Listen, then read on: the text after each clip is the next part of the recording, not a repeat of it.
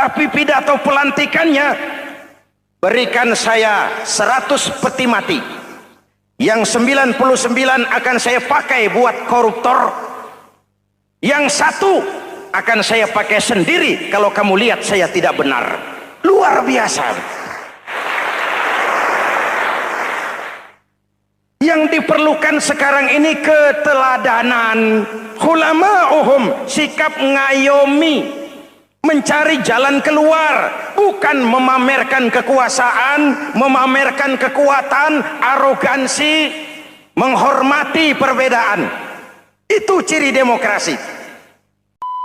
Hadirin hadirat ma'asyiral muslimin yang saya cintai, ada sebuah cerita pendek.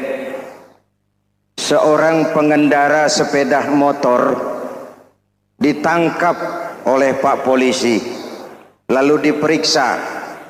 Ini motor siapa? Pinjam Pak. Helm? Pinjam. SIM? Pinjam. Kata Pak Polisi, tidak boleh begini. Marah yang naik sepeda motor. Pak Polisi bagaimana? Kok tidak boleh? Yang punya saja bilang boleh.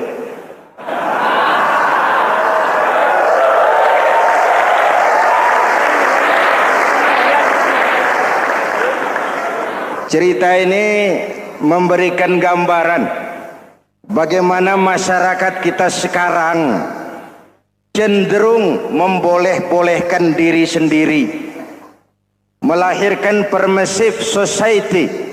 Masyarakat serba boleh dengan ukuran sakarepe dewe.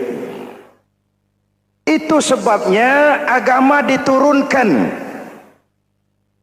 Dalam contoh yang indah, Rasul memberikan gambaran bahwa Islam ini bagaikan sebuah bangunan yang komponen pokoknya 5. Bunyal Islamu ala khamsin. Islam dibangun di atas 5 komponen pokok. Jadi kalau Islam ini ibarat bangunan, unsur penunjang pokoknya itu 5. Mari kita analogkan Islam dengan bangunan. Kalau saudara akan membangun rumah, sebelum pasang tiang, pasang genteng, pasang jendela, apa yang lebih dulu dibangun? Fondasi. Kalau Islam ibarat bangunan, fondasinya adalah syahadatu an la ilaha illallah wa anna muhammadar rasulullah. Ini fondasi. Jikalau kuat fondasi, aman bangunan. Jikalau rapuh fondasi, lentur dan luntur bangunan. Maka kuat atau tidak kuatnya bangunan Islam kita bergantung kepada keyakinan dasar tadi, fondasi. Saya bersaksi tidak ada Tuhan selain Allah, artinya saya tidak akan menyembah kecuali hanya kepada Allah. Orang yang benar fondasinya beres sujudnya. Kalau saya yakin tidak ada Tuhan selain Allah, saya tidak akan minta rezeki kecuali hanya kepada Allah. Orang yang benar fondasinya, giat bekerjanya, jauh dari tipu menipu, jauh dari renten, jauh dari riba, jauh dari korupsi, jauh dari judi. Keyakinan memberikan warna terhadap bentuk kepribadian. Kalau saya yakin tidak ada Tuhan selain Allah, saya tidak akan pernah takut kecuali hanya kepada Allah. Saya tidak akan melarikan persoalan kecuali hanya kepada Allah. Saya tidak akan menggantungkan hidup kecuali hanya kepada Allah. Saya tidak akan minta tolong kecuali hanya kepada Allah. Meresap ke dalam jiwa. Untuk keyakinan seperti ini, orang-orang tua kita dahulu berlinang air mata, bersimbah darah, bahkan berkorban nyawa, melaksanakan hijrah untuk mempertahankan keyakinan. Ini intan paling mahal dan ini mutiara paling berharga. Zaman boleh berubah, tapi pondasi tidak boleh goyah. Masa boleh berganti, tapi pondasi jangan sampai mati. Karena iman kita hidup, untuk iman kita berjuang, dan dalam iman kita ingin kembali menghadap Allah Subhanahu. Masih ingat cerita tentang Bilal? Masih? Mengulang kaji saja. Bilal itu budak sahaya. Ketika masuk Islam dipanggil oleh majikannya. Bilal, iya bos.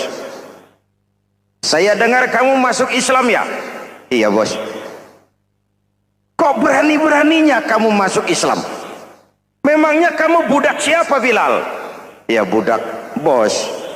Bos. Kamu kerja sama siapa? Sama bos. Bos. Yang gaji kamu siapa? Ya bos. Nah, kamu kan ngerti Bilal.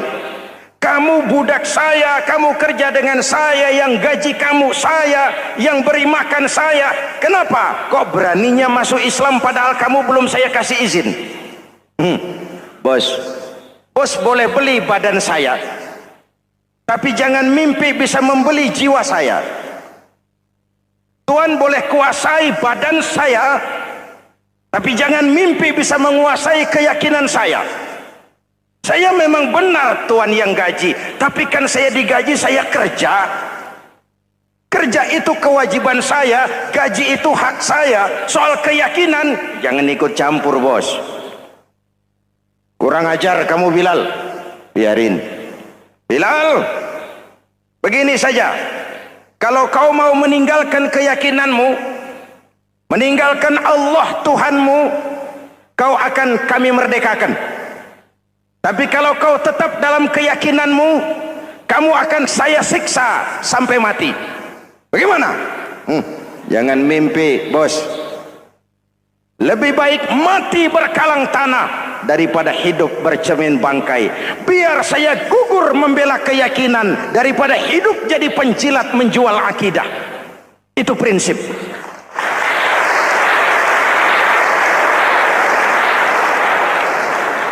Gendeng kamu. Ayo siksa. Tangannya diikat, dihimpit dengan batu berat, dijemur dengan terik matahari padang pasir, terkelupas kulitnya, mengalir darah dari sekujur badannya, pecah bibirnya. Ayo Bilal, tetap bertuhan Allah dan kau akan mati di sini, atau kembali ke agama lama, kau jadi merdeka. Dari bibir yang pecah itu cuma keluar Allahu Ahad. Bilal budak badannya, merdeka jiwanya, maka namanya ditulis dengan tinta emas dalam sejarah. Kita zaman sekarang merdeka badan kita, tapi sering budak mental dan jiwa kita, maka sejarah tidak pernah mau mencatat kita.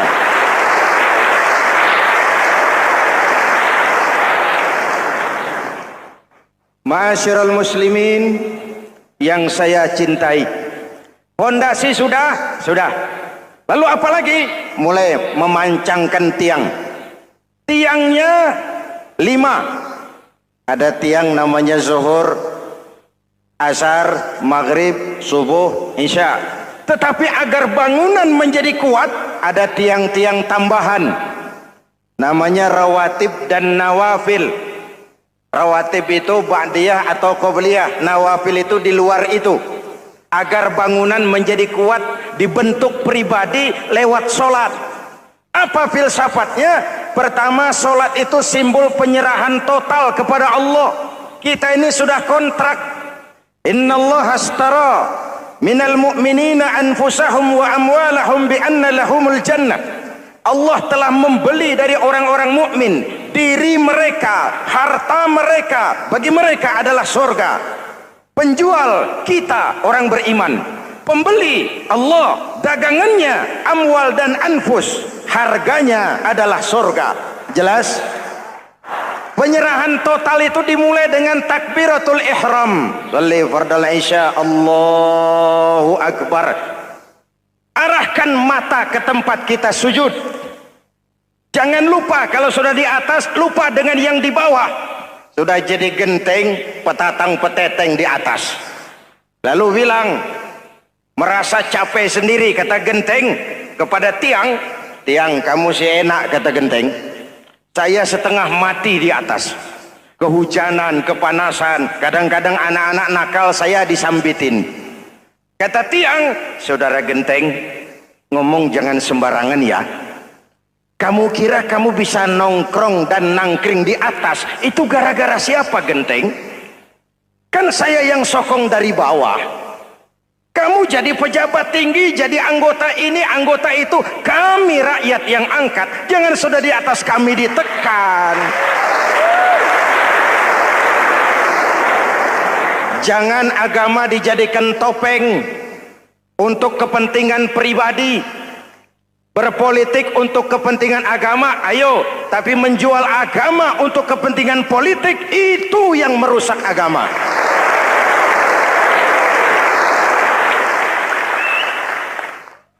Ini kan kita lagi prihatin sedang meluncur kasus Bulog Gate 2. Innalillahi wa inna ilaihi raji'un. Kita lihat sajalah para petinggi kita sekarang bagaimana menyikapi hukum. Sebab saya dengar ada bargaining, orang takut teriak maling sapi karena DE maling wedus. Tidak berani teriak ada maling sapi karena dia maling kambing. Yang lain maling ayam, dikumpulin ternyata maling semua.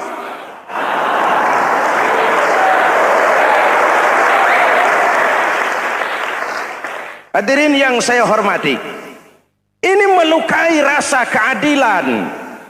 Oleh karena itu sholat mengajarkan kepada kita dalam posisi berdiri, lihat tempat sujudmu.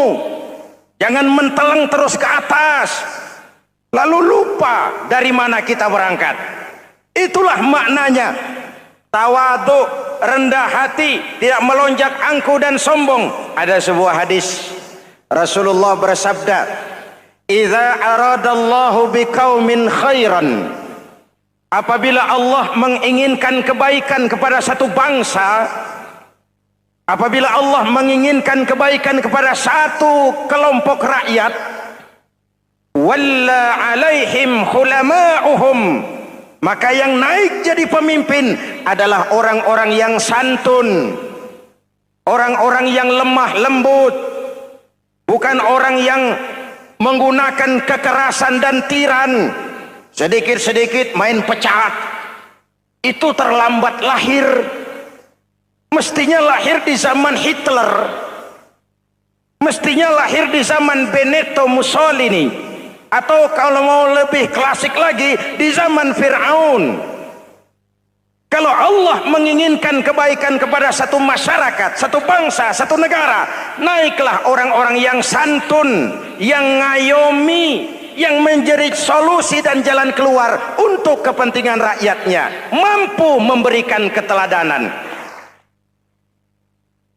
Saya tertarik dengan pidato Presiden Cina pada saat dilantik. Cina, Presiden Cina pasti tidak tahu Pancasila, pasti tidak kenal Islam, tapi pidato pelantikannya, berikan saya 100 peti mati, yang 99 akan saya pakai buat koruptor, yang satu akan saya pakai sendiri kalau kamu lihat saya tidak benar. Luar biasa. Yang diperlukan sekarang ini keteladanan, khulama'uhum, sikap ngayomi, mencari jalan keluar, bukan memamerkan kekuasaan, memamerkan kekuatan, arogansi, menghormati perbedaan. Itu ciri demokrasi. Lalu wa qada bainahum ulama'uhum, yang memutuskan hukum adalah pakarnya, ulamanya, mengambil keputusan secara profesional sehingga rakyat beroleh apa yang namanya kepastian hukum, merasa hidup terlindungi, aman dan nyaman. Lalu yang ketiga, wa ja'alal mala fi askhiyaihim, peredaran harta pergerakan ekonomi berada di tangan orang-orang yang pemurah, yang tidak mau kaya sendiri, tidak mau senyum di atas penderitaan orang lain, menari di atas bangkai saudaranya. Hadirin yang saya hormati, ini cirinya.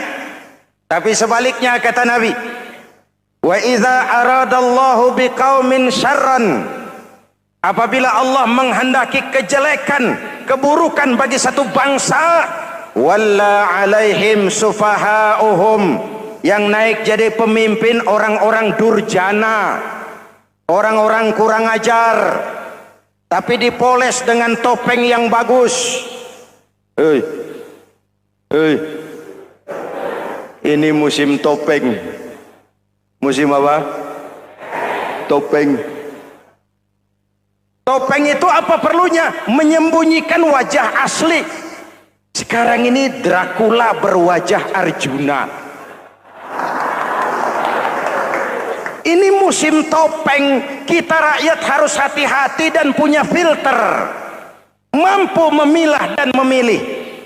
Walla alaihim sufahauhum wa qada bainahum juhaluhum, yang memutuskan hukum, yang mengambil keputusan orang-orang bodoh. Wa ja'alal mala fi bukhalaihim, peredaran harta, peredaran ekonomi jatuh di tangan orang-orang yang bakhil, yang tidak punya konsep menciptakan kemakmuran yang merata bagi seluruh rakyat Indonesia.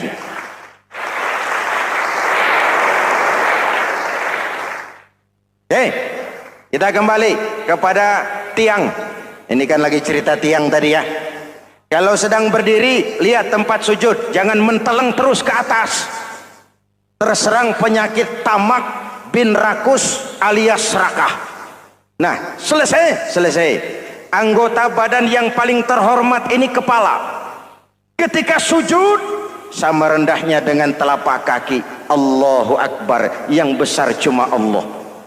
Apa bedanya saya dengan saudara? Tidak ada, kecuali saya ngomong saudara dengerin. Kita sama-sama beribadah, sama-sama mencari nilai tambah di hadapan Allah. Apa saya lebih penting dari saudara? Belum tentu. Apa saya lebih hebat dari saudara? Belum tentu. Perasaan lebih penting, lebih hebat, lebih jago setan. Jelas? Ayo tundukkan kepala, dia sama rendahnya dengan telapak kaki kita. Yang besar cuma Allah. Allahu Akbar. Lalu diakhiri dengan menebarkan salam. Assalamualaikum warahmatullah. Assalamualaikum warahmatullah. Menebarkan salam, mewujudkan rasa aman, damai, bukan menimbulkan keresahan. Hadirin yang saya hormati, ini karakteristik kita. Selesai sholat, kembali ke masyarakat, ajaran salam diterjemahkan. Apa? Rasulullah sallallahu alaihi wasallam bersabda, "Ufsus salam, wasilul arham, wa at'imut ta'am, wa sallu bil laili wan nasu niyam, tadkhulul jannata bisalam." Pertama, ufsus salam, tebarkan salam. Tebarkan salam itu bukan cuma kalau ketemu orang, assalamualaikum, assalamualaikum. Iya, itu zahirnya. Tetapi hidup di tengah masyarakat memberikan rasa aman, rasa damai, menjadi pengayom bagi lingkungan, menjadi rahmah bagi semesta. Dalam Islam jangankan manusia, binatang saja dilindungi kok. Betul? Betul? Coba kalau belajar istinja itu kan makruh buang air kecil di tanah yang berlubang. Kenapa? Pertama, melindungi binatang yang ada dalam lubang. Siapa tahu di lubang yang saudara kencingi ada semut sedang rapat. Membahas Bologet jilid 2. Apa dosanya lalu mati dikencingi? Ini namanya rahmatan lis semut. Binatang saja dilindungi. Ada hadis, kalau kamu menyembelih hewan, sembelilah dengan cara yang terbaik. Jangan menyembelih ayam dengan pisau tumpul. Ini ajaran apa? Ajaran tentang peri kebinatangan. rahmatan, memberikan rahmah, salam, keselamatan dan kedamaian kepada masyarakat lingkungan. Itu misi seorang muslim.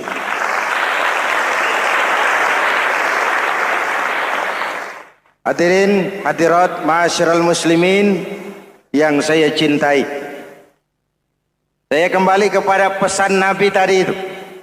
Pertama, ufsus salam, sebarkan salam. Sekarang ini kan yang banyak sebarkan isu, sebarkan fitnah, hancurkan nama baik orang, hantam orang di mana-mana.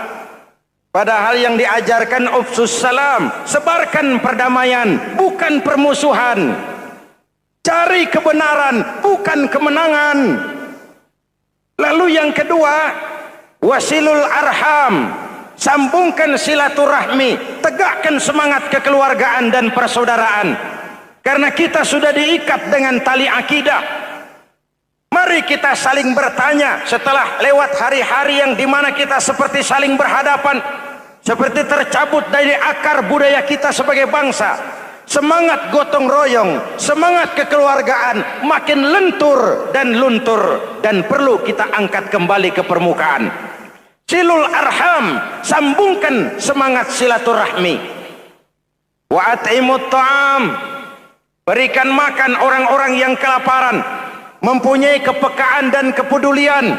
Jangan menari di atas penderitaan orang, jangan tersenyum di atas isak tangis tetangga. At'imut ta'am, mempunyai kepedulian yang tinggi.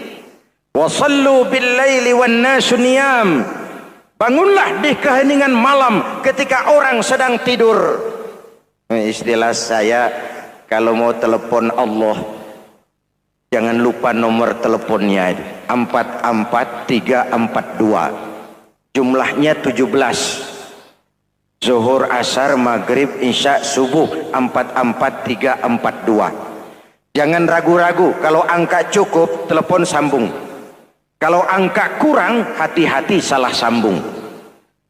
Pak, mau sambung yang lebih cepat bagaimana? Bisa, selain nomor itu, coba pakai sambungan langsung jarak jauh. Namanya SLJJ. Kapan? Tengah malam. Kenapa tengah malam? Lebih murah. Lebih murah. Saluran kosong, telepon jarang yang pakai, orang banyak tidur. Wa minal laili fatahajjad bihi nafilatan lak asa ayyab'atsaka rabbuka maqaman mahmuda. Nun, di keheningan malam bangun. Seperti bapak-bapak, ibu-ibu sering bangun tengah malam ya Bu? Ya. Ngapain? Kalau bangun tengah malamnya sih saya percaya, cuma urusannya apa? Kira bangun tengah malam mau tahajud, malaikat sudah mau nulis, cuma buang air kecil, tidur lagi. Hampir salah tulis saya.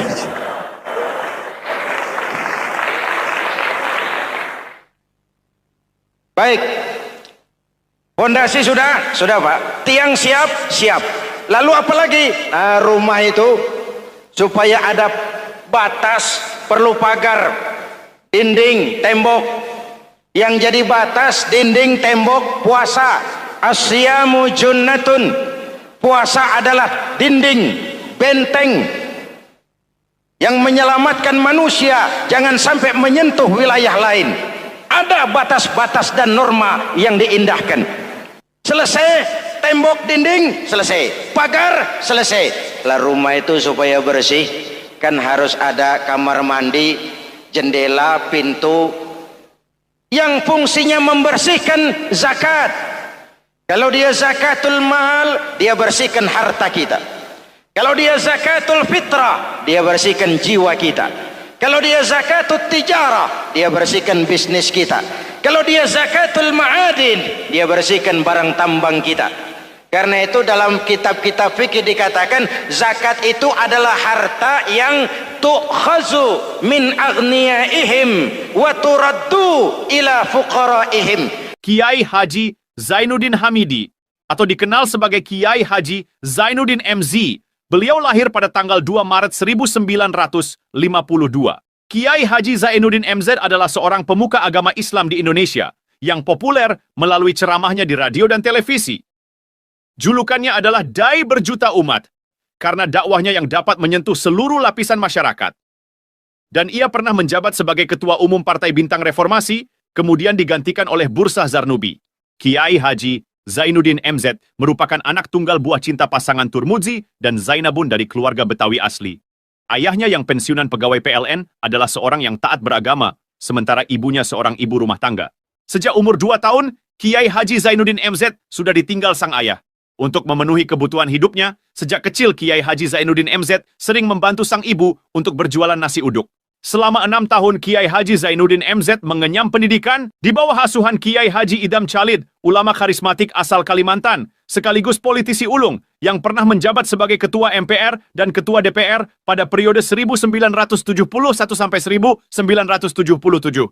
Kiai Haji Zainuddin MZ ini semakin dikenal masyarakat ketika ceramahnya mulai memasuki dunia rekaman. Kasetnya beredar bukan saja di seluruh pelosok Nusantara, tetapi juga ke beberapa negara Asia. Kiai Haji Zainuddin MZ pernah diangkat menjadi anggota Majelis Permusyawaratan Rakyat Republik Indonesia periode 1997 sampai 1999. Beliau pernah mengisi di suatu acara TV, seperti acara Tabligh Akbar Ramadan, Indosiar mulai dari tahun 2000 sampai tahun 2001. Acara TV pengantar sahur dan berbuka puasa, Indosiar, dari tahun 1999 sampai 2002. Dakwah puasa acara TV SCTV dari tahun 1991 sampai 2001. Kiai Haji Zainuddin MZ meninggal dunia pada 5 Juli 2011 dalam perjalanan menuju Rumah Sakit Pusat Pertamina karena serangan jantung dan gula darah. Ia meninggal setelah sarapan bersama keluarga di rumahnya Gandaria 1, Kebayoran Baru, Jakarta Selatan. Itulah biografi singkat dari beliau. Mari kita kirimkan Al-Fatihah untuk beliau, Kiai Haji Zainuddin MZ. Jikalau kuat fondasi, aman bangunan. Jikalau rapuh pondasi, lentur dan luntur bangunan. Maka kuat atau tidak kuatnya bangunan Islam kita bergantung kepada keyakinan dasar tadi, fondasi. Saya bersaksi tidak ada Tuhan selain Allah. Artinya saya tidak akan menyembah kecuali hanya kepada Allah. Orang yang benar fondasinya beres sujudnya. Kalau saya yakin tidak ada Tuhan selain Allah, saya tidak akan minta rezeki kecuali hanya kepada Allah. Orang yang benar fondasinya, giat bekerjanya, jauh dari tipu menipu, jauh dari renten, jauh dari riba, jauh dari korupsi, jauh dari judi. Keyakinan memberikan warna terhadap bentuk kepribadian. Kalau saya yakin tidak ada Tuhan selain Allah, saya tidak akan pernah takut kecuali hanya kepada Allah. Saya tidak akan melarikan persoalan kecuali hanya kepada Allah. Saya tidak akan menggantungkan hidup kecuali hanya kepada Allah. Saya tidak akan minta tolong kecuali hanya kepada Allah. Meresap ke dalam jiwa. Untuk keyakinan seperti ini, orang-orang tua kita dahulu berlinang air mata, bersimbah darah, bahkan berkorban nyawa, melaksanakan hijrah untuk mempertahankan keyakinan. Ini intan paling mahal dan ini mutiara paling berharga. Zaman boleh berubah, tapi pondasi tidak boleh goyah. Masa boleh berganti, tapi pondasi jangan sampai mati. Karena iman kita hidup, untuk iman kita berjuang, dan dalam iman kita ingin kembali menghadap Allah Subhanahu. Masih ingat cerita tentang Bilal? Masih? Mengulang kaji saja. Bilal itu budak sahaya. Ketika masuk Islam, dipanggil oleh majikannya. Bilal, iya bos. Saya dengar kamu masuk Islam ya? Iya bos. Kok berani-beraninya kamu masuk Islam? Memangnya kamu budak siapa Bilal? Iya budak bos. Bos. Kamu kerja sama siapa? Sama bos. Bos. Yang gaji kamu siapa? Ya bos. Nah, kamu kan ngerti Bilal. Kamu budak saya, kamu kerja dengan saya, yang gaji kamu saya, yang beri makan saya. Kenapa? Kok beraninya masuk Islam padahal kamu belum saya kasih izin? Bos, bos boleh beli badan saya, tapi jangan mimpi bisa membeli jiwa saya. Tuhan boleh kuasai badan saya, tapi jangan mimpi bisa menguasai keyakinan saya. Saya memang benar Tuhan yang gaji, tapi kan saya digaji, saya kerja. Kerja itu kewajiban saya, gaji itu hak saya. Soal keyakinan, jangan ikut campur bos. Kurang ajar kamu Bilal. Biarin. Bilal, begini saja. Kalau kau mau meninggalkan keyakinanmu, meninggalkan Allah Tuhanmu, kau akan kami merdekakan. Tapi kalau kau tetap dalam keyakinanmu, kamu akan saya siksa sampai mati. Bagaimana? Jangan mimpi, bos. Lebih baik mati berkalang tanah daripada hidup bercermin bangkai. Biar saya gugur membela keyakinan daripada hidup jadi penjilat menjual akidah. Itu prinsip.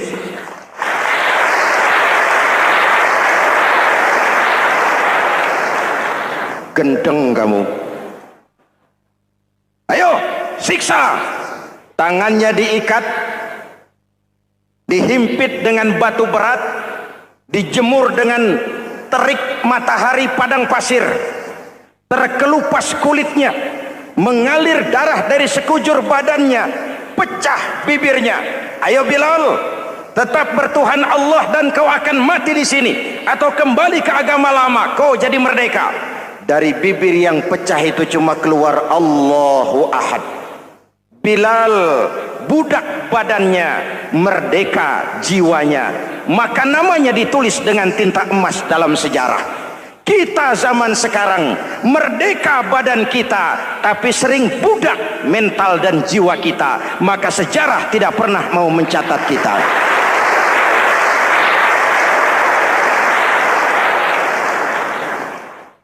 Ma'asyiral muslimin yang saya cintai, fondasi sudah. Lalu apa lagi? Mulai memancangkan tiang. Tiangnya 5. Ada tiang namanya zuhur, asar, maghrib, subuh, isya. Tetapi agar bangunan menjadi kuat, ada tiang-tiang tambahan. Namanya rawatib dan nawafil. Rawatib itu ba'diyah atau qobliyah, nawafil itu di luar itu. Agar bangunan menjadi kuat, dibentuk pribadi lewat sholat. Apa filsafatnya? Pertama, sholat itu simbol penyerahan total kepada Allah. Kita ini sudah kontrak. Innallaha astara minal mu'minina anfusahum wa amwalahum bi anna lahumul jannah. Allah telah membeli dari orang-orang mukmin diri mereka, harta mereka, bagi mereka adalah surga.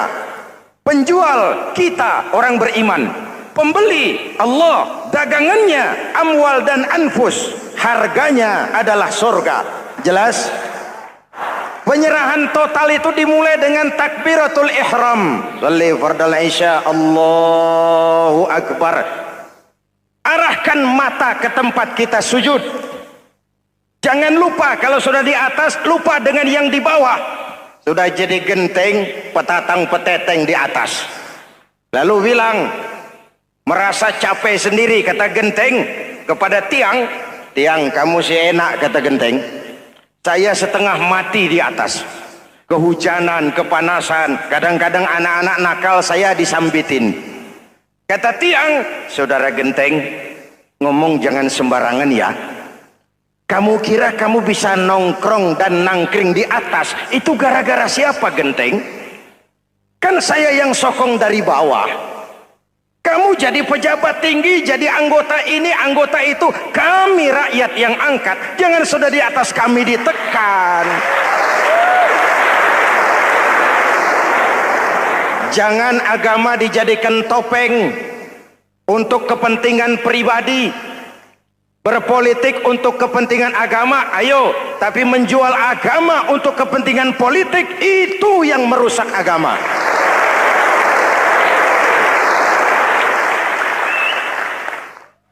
Ini kan kita lagi prihatin sedang meluncur kasus Bulog Gate 2. Innalillahi wa inna ilaihi raji'un. Kita lihat sajalah para petinggi kita sekarang bagaimana menyikapi hukum. Sebab saya dengar ada bargaining, orang takut teriak maling sapi karena DE maling wedus. Tidak berani teriak ada maling sapi karena dia maling kambing. Yang lain maling ayam, dikumpulin ternyata maling semua.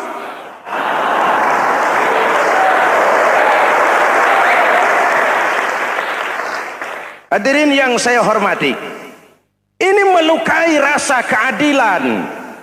Oleh karena itu sholat mengajarkan kepada kita, dalam posisi berdiri, lihat tempat sujudmu. Jangan menteleng terus ke atas, lalu lupa dari mana kita berangkat. Itulah maknanya tawadhu, rendah hati, tidak melonjak angku dan sombong. Ada sebuah hadis Rasulullah bersabda, "Idza aradallahu biqaumin khairan." Apabila Allah menginginkan kebaikan kepada satu bangsa, apabila Allah menginginkan kebaikan kepada satu kelompok rakyat, walla alaihim khulama'uhum, maka yang naik jadi pemimpin adalah orang-orang yang santun, orang-orang yang lemah lembut, bukan orang yang menggunakan kekerasan dan tiran, sedikit-sedikit main pecat. Itu terlambat lahir. Mestinya lahir di zaman Hitler, mestinya lahir di zaman Benito Mussolini, atau kalau mau lebih klasik lagi di zaman Fir'aun. Kalau Allah menginginkan kebaikan kepada satu masyarakat, satu bangsa, satu negara, naiklah orang-orang yang santun, yang ngayomi, yang menjadi solusi dan jalan keluar untuk kepentingan rakyatnya, mampu memberikan keteladanan. Saya tertarik dengan pidato Presiden Cina pada saat dilantik. Cina, Presiden Cina pasti tidak tahu Pancasila, pasti tidak kenal Islam, tapi pidato pelantikannya, berikan saya 100 peti mati, yang 99 akan saya pakai buat koruptor, yang satu akan saya pakai sendiri kalau kamu lihat saya tidak benar. Luar biasa. Yang diperlukan sekarang ini keteladanan, khulama'uhum, sikap ngayomi, mencari jalan keluar, bukan memamerkan kekuasaan, memamerkan kekuatan, arogansi, menghormati perbedaan. Itu ciri demokrasi. Lalu wa qada bainahum ulama'uhum, yang memutuskan hukum adalah pakarnya, ulamanya, mengambil keputusan secara profesional sehingga rakyat beroleh apa yang namanya kepastian hukum, merasa hidup terlindungi, aman dan nyaman. Lalu yang ketiga, wa ja'alal mala fi askhiyaihim, peredaran harta, pergerakan ekonomi berada di tangan orang-orang yang pemurah, yang tidak mau kaya sendiri, tidak mau senyum di atas penderitaan orang lain, menari di atas bangkai saudaranya. Hadirin yang saya hormati, ini cirinya. Tapi sebaliknya kata Nabi, wa idza aradallahu biqaumin syarran, apabila Allah menghendaki kejelekan, keburukan bagi satu bangsa, walla alaihim sufahauhum, yang naik jadi pemimpin orang-orang durjana, orang-orang kurang ajar, tapi dipoles dengan topeng yang bagus. Hei, hei, ini musim topeng. Musim apa? Topeng. Topeng itu apa perlunya? Menyembunyikan wajah asli. Sekarang ini Dracula berwajah Arjuna. Ini musim topeng. Kita rakyat harus hati-hati dan punya filter, mampu memilah dan memilih. Walla alaihim sufaha'uhum wa qada bainahum juhaluhum. Yang memutuskan hukum, yang mengambil keputusan orang-orang bodoh. Wa ja'alal mala fi bukhalaihim.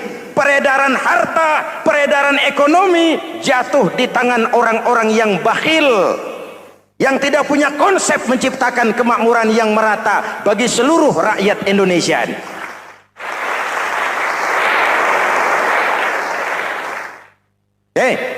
Kita kembali kepada tiang. Ini kan lagi cerita tiang tadi ya. Kalau sedang berdiri, lihat tempat sujud, jangan menteleng terus ke atas. Terserang penyakit tamak bin rakus alias serakah. Nah, selesai. Anggota badan yang paling terhormat ini kepala. Ketika sujud, sama rendahnya dengan telapak kaki. Allahu Akbar, yang besar cuma Allah. Apa bedanya saya dengan saudara? Tidak ada, kecuali saya ngomong saudara dengerin. Kita sama-sama beribadah, sama-sama mencari nilai tambah di hadapan Allah. Apa saya lebih penting dari saudara? Belum tentu. Apa saya lebih hebat dari saudara? Belum tentu. Perasaan lebih penting, lebih hebat, lebih jago setan. Jelas? Ayo tundukkan kepala. Dia sama rendahnya dengan telapak kaki kita. Yang besar cuma Allah. Allahu Akbar. Lalu diakhiri dengan menebarkan salam. Assalamualaikum warahmatullah. Assalamualaikum warahmatullah. Menebarkan salam. Mewujudkan rasa aman, damai. Bukan menimbulkan keresahan. Hadirin yang saya hormati. Ini karakteristik kita. Selesai sholat, kembali ke masyarakat, ajaran salam diterjemahkan. Apa? Rasulullah sallallahu alaihi wasallam bersabda, "Ufsus salam, wasilul arham, wa at'imut ta'am, wa sallu bil laili wan nasu niyam, tadkhulul jannata bisalam." Pertama, ufsus salam, tebarkan salam. Tebarkan salam itu bukan cuma kalau ketemu orang assalamualaikum, assalamualaikum. Iya, itu zahirnya. Tetapi hidup di tengah masyarakat memberikan rasa aman, rasa damai, menjadi pengayom bagi lingkungan, menjadi rahmah bagi semesta. Dalam Islam jangankan manusia, binatang saja dilindungi kok. Betul? Betul? Coba kalau belajar istinja itu kan makruh buang air kecil di tanah yang berlubang. Kenapa? Pertama, melindungi binatang yang ada dalam lubang. Siapa tahu di lubang yang saudara kencingi ada semut sedang rapat. Membahas Bologet jilid 2. Apa dosanya lalu mati dikencingi? Ini namanya rahmatan lis semut. Binatang saja dilindungi. Ada hadis, kalau kamu menyembelih hewan, sembelilah dengan cara yang terbaik. Jangan menyembelih ayam dengan pisau tumpul. Ini ajaran apa? Ajaran tentang peri kebinatangan. Rahmatan, memberikan rahmah, salam, keselamatan dan kedamaian kepada masyarakat lingkungan. Itu misi seorang muslim.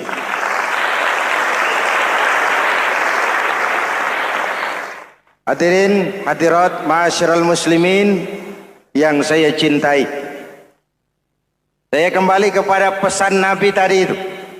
Pertama, ufsus salam, sebarkan salam. Sekarang ini kan yang banyak sebarkan isu, sebarkan fitnah, hancurkan nama baik orang, hantam orang di mana-mana. Padahal yang diajarkan ufsus salam, sebarkan perdamaian, bukan permusuhan. Cari kebenaran, bukan kemenangan. Lalu yang kedua, wasilul arham, sambungkan silaturahmi, tegakkan semangat kekeluargaan dan persaudaraan. Karena kita sudah diikat dengan tali akidah. Mari kita saling bertanya setelah lewat hari-hari yang dimana kita seperti saling berhadapan, seperti tercabut dari akar budaya kita sebagai bangsa. Semangat gotong royong, semangat kekeluargaan makin lentur dan luntur, dan perlu kita angkat kembali ke permukaan. Silul arham, sambungkan semangat silaturahmi. Wa at'imut ta'am, berikan makan orang-orang yang kelaparan. Mempunyai kepekaan dan kepedulian. Jangan menari di atas penderitaan orang, jangan tersenyum di atas isak tangis tetangga. At'imut ta'am, mempunyai kepedulian yang tinggi. Wasallu bil laili wan nasu niyam, bangunlah di keheningan malam ketika orang sedang tidur. Istilah saya, kalau mau telepon Allah, jangan lupa nomor teleponnya, 44342. Jumlahnya 17. Zuhur, asar, maghrib, isya, subuh, 44342. Jangan ragu-ragu, kalau angka cukup, telepon sambung. Kalau angka kurang, hati-hati salah sambung. Pak, mau sambung yang lebih cepat bagaimana? Bisa, selain nomor itu, coba pakai sambungan langsung jarak jauh, namanya SLJJ. Kapan? Tengah malam. Kenapa tengah malam? Lebih murah. Lebih murah. Saluran kosong, telepon jarang yang pakai, orang banyak tidur. Wa minal laili fatahajjad bihi nafilatan lak asa ayyab'atsaka rabbuka maqaman mahmuda. Nun, di keheningan malam bangun. Seperti bapak-bapak, ibu-ibu sering bangun tengah malam ya Bu? Ya. Ngapain? Kalau bangun tengah malamnya sih saya percaya, cuma urusannya apa? Kira bangun tengah malam mau tahajud, malaikat sudah mau nulis, cuma buang air kecil, tidur lagi. Hampir salah tulis saya.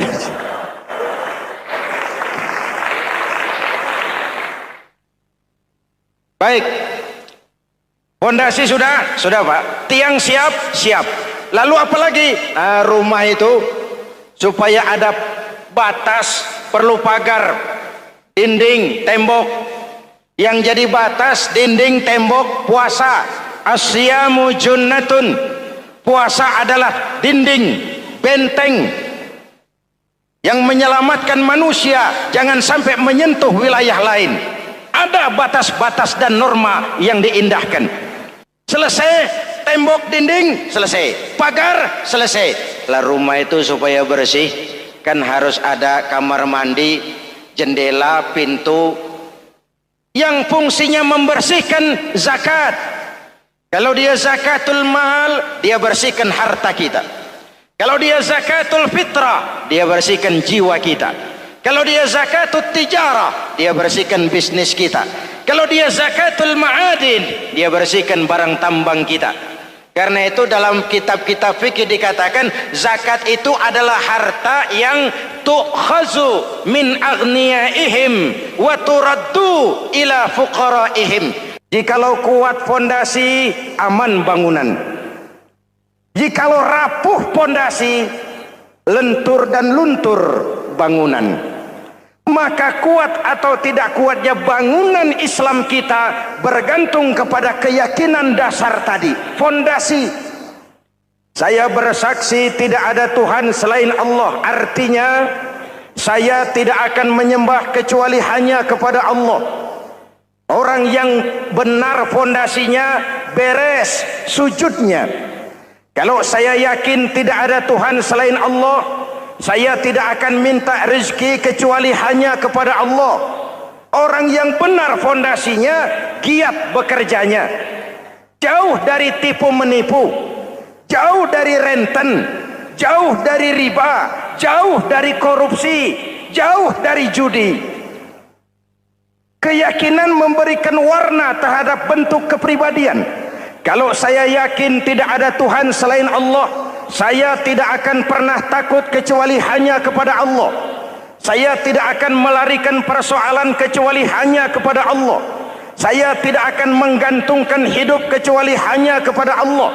Saya tidak akan minta tolong kecuali hanya kepada Allah. Meresap ke dalam jiwa. Untuk keyakinan seperti ini, orang-orang tua kita dahulu berlinang air mata, bersimbah darah, bahkan berkorban nyawa, melaksanakan hijrah untuk mempertahankan keyakinan. Ini intan paling mahal dan ini mutiara paling berharga. Zaman boleh berubah, tapi pondasi tidak boleh goyah. Masa boleh berganti, tapi pondasi jangan sampai mati. Karena iman kita hidup, untuk iman kita berjuang, dan dalam iman kita ingin kembali menghadap Allah Subhanahu. Masih ingat cerita tentang Bilal? Masih? Mengulang kaji saja. Bilal itu budak sahaya. Ketika masuk Islam, dipanggil oleh majikannya. Bilal, iya bos. Saya dengar kamu masuk Islam ya? Iya bos. Kok berani-beraninya kamu masuk Islam? Memangnya kamu budak siapa Bilal? Iya budak bos. Bos. Kamu kerja sama siapa? Sama bos. Bos. Yang gaji kamu siapa? Ya bos. Nah, kamu kan ngerti Bilal, kamu budak saya, kamu kerja dengan saya, yang gaji kamu saya, yang beri makan saya. Kenapa? Kok beraninya masuk Islam padahal kamu belum saya kasih izin? Bos, bos boleh beli badan saya, tapi jangan mimpi bisa membeli jiwa saya. Tuhan boleh kuasai badan saya, tapi jangan mimpi bisa menguasai keyakinan saya. Saya memang benar Tuhan yang gaji, tapi kan saya digaji, saya kerja. Kerja itu kewajiban saya, gaji itu hak saya. Soal keyakinan, jangan ikut campur bos. Kurang ajar kamu Bilal. Biarin.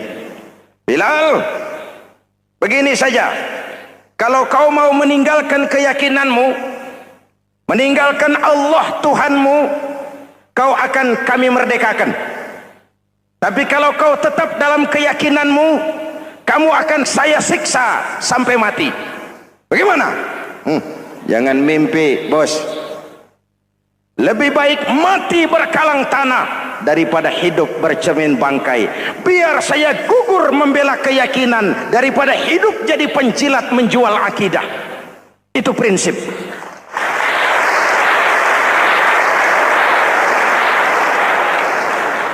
Gendeng kamu.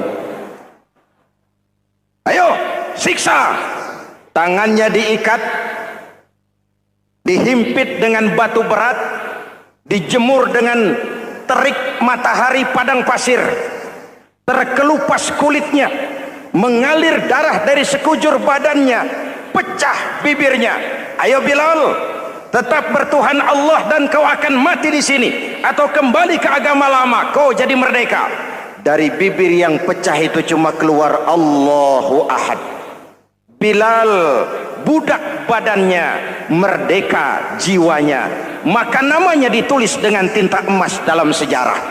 Kita zaman sekarang merdeka badan kita, tapi sering budak mental dan jiwa kita, maka sejarah tidak pernah mau mencatat kita.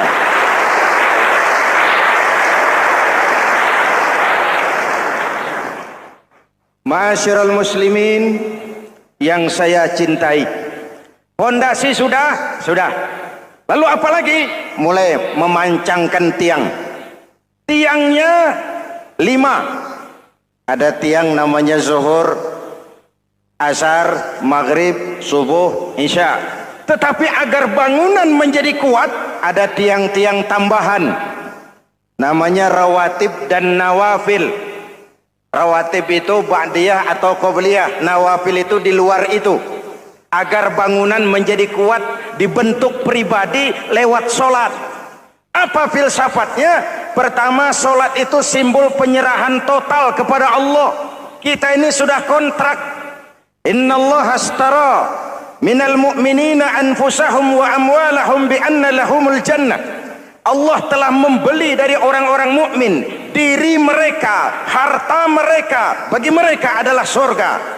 Penjual kita orang beriman, pembeli Allah, dagangannya amwal dan anfus, harganya adalah surga. Jelas? Penyerahan total itu dimulai dengan takbiratul ihram. Shalli fardal isya, Allahu akbar. Arahkan mata ke tempat kita sujud.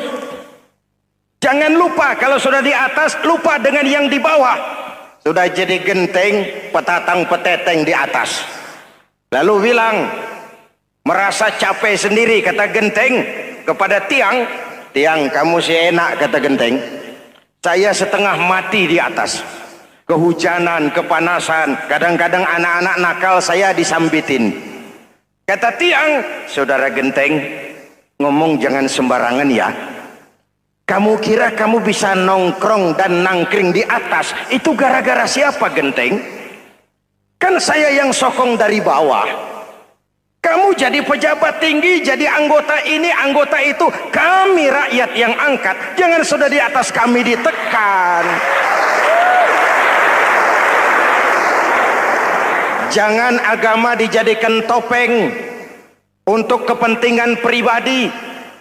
Berpolitik untuk kepentingan agama, ayo. Tapi menjual agama untuk kepentingan politik, itu yang merusak agama.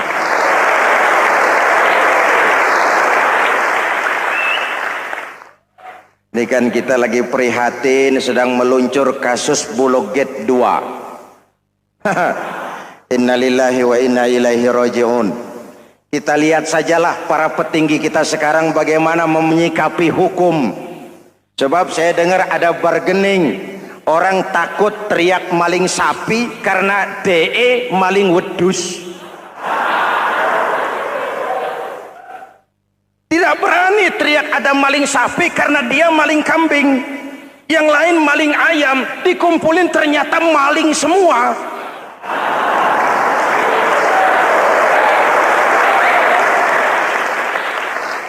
Hadirin yang saya hormati, ini melukai rasa keadilan. Oleh karena itu, sholat mengajarkan kepada kita, dalam posisi berdiri, lihat tempat sujudmu. Jangan menteleng terus ke atas, lalu lupa dari mana kita berangkat. Itulah maknanya tawadhu, rendah hati, tidak melonjak angku dan sombong. Ada sebuah hadis, Rasulullah bersabda, idza aradallahu biqaumin khairan, apabila Allah menginginkan kebaikan kepada satu bangsa, apabila Allah menginginkan kebaikan kepada satu kelompok rakyat, walla alaihim hulama'uhum, maka yang naik jadi pemimpin adalah orang-orang yang santun, orang-orang yang lemah lembut, bukan orang yang menggunakan kekerasan dan tiran, sedikit-sedikit main pecat. Itu terlambat lahir. Mestinya lahir di zaman Hitler, mestinya lahir di zaman Benito Mussolini, atau kalau mau lebih klasik lagi, di zaman Fir'aun. Kalau Allah menginginkan kebaikan kepada satu masyarakat, satu bangsa, satu negara, naiklah orang-orang yang santun, yang ngayomi, yang menjadi solusi dan jalan keluar untuk kepentingan rakyatnya, mampu memberikan keteladanan. Saya tertarik dengan pidato Presiden Cina pada saat dilantik. Cina, Presiden Cina pasti tidak tahu Pancasila, pasti tidak kenal Islam, Tapi pidato pelantikannya, berikan saya 100 peti mati. Yang 99 akan saya pakai buat koruptor. Yang 1 akan saya pakai sendiri kalau kamu lihat saya tidak benar. Luar biasa. Yang diperlukan sekarang ini keteladanan. Hulama'uhum, sikap ngayomi, mencari jalan keluar, bukan memamerkan kekuasaan, memamerkan kekuatan, arogansi, menghormati perbedaan. Itu ciri demokrasi. Lalu wa qada bainahum ulama'uhum, yang memutuskan hukum adalah pakarnya, ulamanya, mengambil keputusan secara profesional sehingga rakyat beroleh apa yang namanya kepastian hukum, merasa hidup terlindungi, aman dan nyaman. Lalu yang ketiga, wa ja'alal mala fi askhiyaihim, peredaran harta, pergerakan ekonomi berada di tangan orang-orang yang pemurah, yang tidak mau kaya sendiri, tidak mau senyum di atas penderitaan orang lain, menari di atas bangkai saudaranya. Hadirin yang saya hormati, ini cirinya. Tapi sebaliknya kata Nabi, wa idza aradallahu biqaumin syarran, apabila Allah menghendaki kejelekan, keburukan bagi satu bangsa, walla alaihim sufaha'uhum, yang naik jadi pemimpin orang-orang durjana, orang-orang kurang ajar, tapi dipoles dengan topeng yang bagus. Hei, hei, ini musim topeng. Musim apa? Topeng. Topeng itu apa perlunya? Menyembunyikan wajah asli.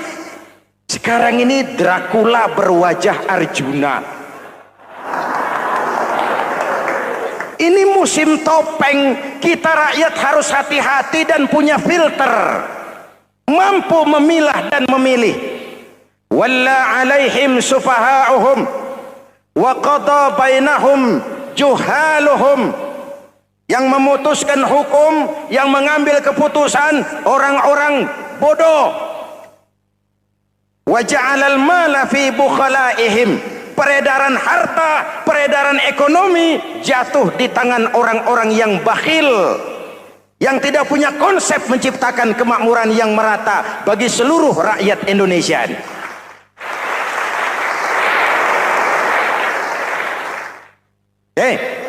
Kita kembali kepada tiang. Ini kan lagi cerita tiang tadi ya. Kalau sedang berdiri, lihat tempat sujud, jangan menteleng terus ke atas. Terserang penyakit tamak bin rakus alias serakah. Nah, selesai. Anggota badan yang paling terhormat ini kepala. Ketika sujud, sama rendahnya dengan telapak kaki. Allahu Akbar, yang besar cuma Allah. Apa bedanya saya dengan saudara? Tidak ada, kecuali saya ngomong saudara dengerin. Kita sama-sama beribadah, sama-sama mencari nilai tambah di hadapan Allah. Apa saya lebih penting dari saudara? Belum tentu. Apa saya lebih hebat dari saudara? Belum tentu. Perasaan lebih penting, lebih hebat, lebih jago setan. Jelas? Ayo tundukkan kepala, dia sama rendahnya dengan telapak kaki kita. Yang besar cuma Allah. Allahu Akbar. Lalu diakhiri dengan menebarkan salam. Assalamualaikum warahmatullah. Assalamualaikum warahmatullah. Menebarkan salam, mewujudkan rasa aman, damai, bukan menimbulkan keresahan. Hadirin yang saya hormati, ini karakteristik kita. Selesai sholat, kembali ke masyarakat, ajaran salam diterjemahkan. Apa? Rasulullah sallallahu alaihi wasallam bersabda, "Ufsus salam, wasilul arham, wa at'imut ta'am, wa sallu bil laili wan nas niyam, tadkhulul jannata bisalam. Pertama, ufsus salam, tebarkan salam. Tebarkan salam itu bukan cuma kalau ketemu orang, assalamualaikum, assalamualaikum. Iya, itu zahirnya. Tetapi hidup di tengah masyarakat memberikan rasa aman, rasa damai, menjadi pengayom bagi lingkungan, menjadi rahmah bagi semesta. Dalam Islam jangankan manusia, binatang saja dilindungi kok. Betul? Betul? Coba kalau belajar istinja itu kan makruh buang air kecil di tanah yang berlubang. Kenapa? Pertama, melindungi binatang yang ada dalam lubang. Siapa tahu di lubang yang saudara kencingi ada semut sedang rapat. Membahas Buloget jilid 2. Apa dosanya lalu mati dikencingi? Ini namanya rahmatan lis semut. Binatang saja dilindungi. Ada hadis, kalau kamu menyembelih hewan, sembelilah dengan cara yang terbaik. Jangan menyembelih ayam dengan pisau tumpul. Ini ajaran apa? Ajaran tentang peri kebinatangan. Rahmatan, memberikan rahmah, salam, keselamatan dan kedamaian kepada masyarakat lingkungan. Itu misi seorang muslim.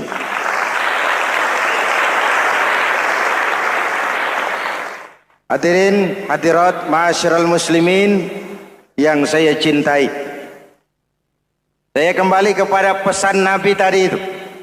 Pertama, ufsus salam, sebarkan salam. Sekarang ini kan yang banyak sebarkan isu, sebarkan fitnah, hancurkan nama baik orang, hantam orang di mana-mana. Padahal yang diajarkan ufsus salam, sebarkan perdamaian, bukan permusuhan. Cari kebenaran, bukan kemenangan. Lalu yang kedua, wasilul arham, sambungkan silaturahmi, tegakkan semangat kekeluargaan dan persaudaraan. Karena kita sudah diikat dengan tali akidah. Mari kita saling bertanya setelah lewat hari-hari yang dimana kita seperti saling berhadapan, seperti tercabut dari akar budaya kita sebagai bangsa.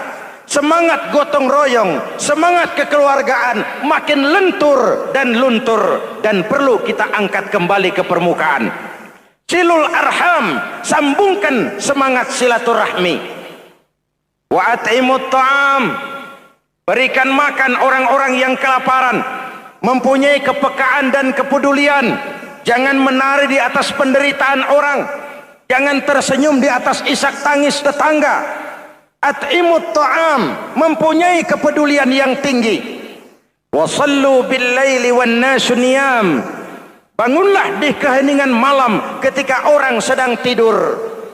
Istilah saya, kalau mau telepon Allah, jangan lupa nomor teleponnya itu 44342. Jumlahnya 17. Zuhur, asar, maghrib, isya, subuh 44342. Jangan ragu-ragu, kalau angka cukup telepon sambung. Kalau angka kurang, hati-hati salah sambung. Pak, mau sambung yang lebih cepat bagaimana? Bisa, selain nomor itu coba pakai sambungan langsung jarak jauh, namanya SLJJ. Kapan? Tengah malam. Kenapa tengah malam? Lebih murah. Lebih murah. Saluran kosong, telepon jarang yang pakai, orang banyak tidur. Wa minal laili fatahajjad bihi nafilatan lak asa ayyab'atsaka rabbuka maqaman mahmuda. Nun, di keheningan malam bangun. Seperti bapak-bapak, ibu-ibu sering bangun tengah malam ya Bu? Ya. Ngapain? Kalau bangun tengah malamnya sih saya percaya, cuma urusannya apa? Kira bangun tengah malam mau tahajud, malaikat sudah mau nulis, cuma buang air kecil, tidur lagi. Hampir salah tulis saya.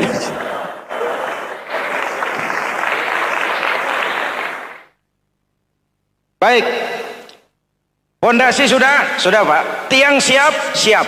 Lalu apa lagi? Nah, rumah itu supaya ada batas, perlu pagar, dinding, tembok. Yang jadi batas, dinding, tembok, puasa. Asyamu junnatun. Puasa adalah dinding, benteng yang menyelamatkan manusia jangan sampai menyentuh wilayah lain. Ada batas-batas dan norma yang diindahkan. Selesai, tembok, dinding, selesai. Pagar, selesai. Lah rumah itu supaya bersih, kan harus ada kamar mandi, jendela, pintu, yang fungsinya membersihkan zakat. Kalau dia zakatul mal, dia bersihkan harta kita. Kalau dia zakatul fitrah, dia bersihkan jiwa kita.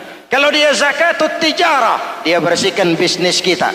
Kalau dia zakatul ma'adin, dia bersihkan barang tambang kita. Karena itu dalam kitab-kitab fikih dikatakan zakat itu adalah harta yang tu'khazu min aghniyaihim wa turaddu ila fuqaraihim. Kiai Haji Zainuddin Hamidi, atau dikenal sebagai Kiai